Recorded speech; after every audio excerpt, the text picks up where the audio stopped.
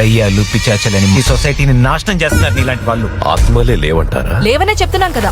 ఆత్మలు ఉన్నాయని నిరూపిస్తే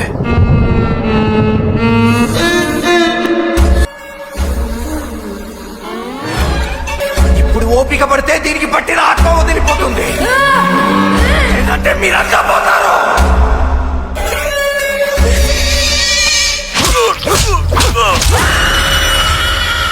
మీరెట్టి పరిస్థితుల్లోనూ దిగ్బంధనం చేసి నీ ప్రదేశాన్ని దాటి బయటకెక్కడికి వెళ్ళొద్దు.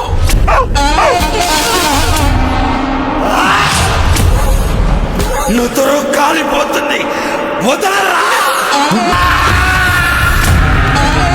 కళ్ళు మూసుకున్నంత మాత్రాన గతం మాయమవదు.